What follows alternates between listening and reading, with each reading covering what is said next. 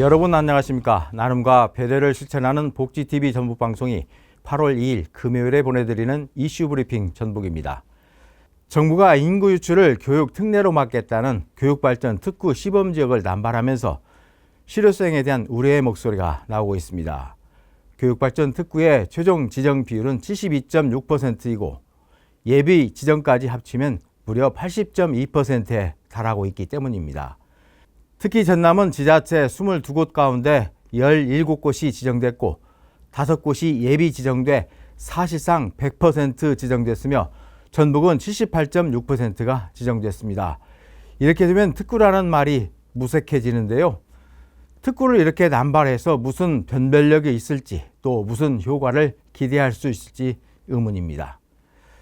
더위를 피해 떠난 피서지에서 상인들의 불법 행위로 마음이 불편하신 분들 참으로 많으실 텐데요. 도내에서 아직까지 미신고 영업이나 불법 평상 대여 등의 행위는 적발되지 않은 것으로 나타났습니다. 전북자치도에 따르면 도내 하천과 계곡 등을 중심으로 단속을 시작한 지난 22일 이후 아직까지 특별한 위법 행위는 적발되지 않았습니다. 지난 운이람 반이람 주변 식당을 상대로 4건의 계도를 한 것이 전부입니다. 전북특별자치도가 갑질 의혹이 제기된 전주시 간부 공무원에 대해 경징계 처분을 의결하고 조사 결과를 전주시에 통보했습니다. 전북특별자치도에 따르면 A 과장은 부하 직원과의 업무적 갈등 관계는 인정하면서도 갑질 의혹은 강하게 부인한 것으로 전해졌으며 개방형 임기제 신분이었던 A씨는 지난 28일 임기가 완료됐습니다. 조사가 시작되자 사직서를 낸 A씨는 주위에 반강압적 분위기에 휩쓸려 원치 않은 사표를 내게 됐다며 후회 섞인 말들을 한 것으로 전해졌습니다. 전북도 관계자는 이미 임기 만료된 신분이기 때문에 실제 징계 처분을 할 수 없다고 밝혔습니다. 네, A씨에 대한 갑질 의혹은 지난해부터 꾸준히 제기되어 왔습니다. A씨의 갑질로 사표를 낸 직원도 있었고요. 좀 더 일찍 감사에 착수했더라면 또 다른 피해를 막을 수 있었을 텐데 미적거리다 호미로 막을 걸 가래로도 막지 못한 결과를 초래했습니다. 또 잘못을 저질렀는데도 사표를 냈기 때문에 제대로 된 징계를 할 수 없다는 것도 문제입니다. 완주 전주 통합을 둘러싸고 찬반 갈등이 커지고 있는 가운데 전주시 의회가 완주군과 전주시의 상생 발전을 위한 협력 촉구 결의안을 채택했습니다. 결의안은 이해와 협력 강화, 정보통신기술 산업체의 완주 유치를 담고 있습니다. 전주시와 완주군 그리고 각 의회의 찬반 활동 자제와 논의기구 활성화에 관한 내용도 포함됐습니다. 전주 대자연병원은 최근 ERCP, 즉 내시경적 담체관 조영술 1000회를 달성했습니다.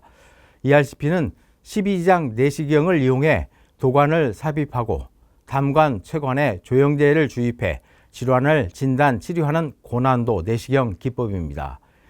ERCP가 가장 많이 활용되는 경우는 담석인데요. 이 ERCP를 활용하면 담석을 보다 쉽고 효과적으로 제거할 수 있다고 합니다.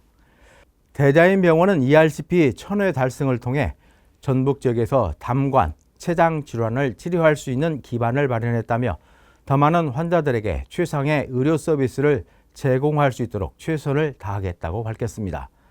출향 기업인인 열매마을 강준경 대표가 완주 지역 폭우 피해 가정을 위해 써달라며 1억 원을 기탁했습니다.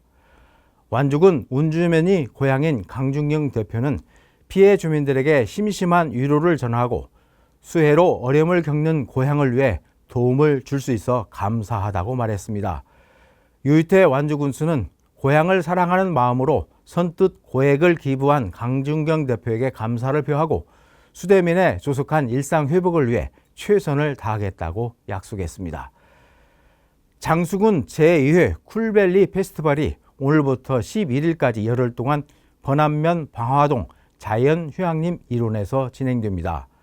장수군은 지난해 힐링 위주의 프로그램에서 올해는 다양하고 혁신적인 컨텐츠를 도입해 관광객이 직접 참여하고 즐길 수 있는 축제로 마련했습니다.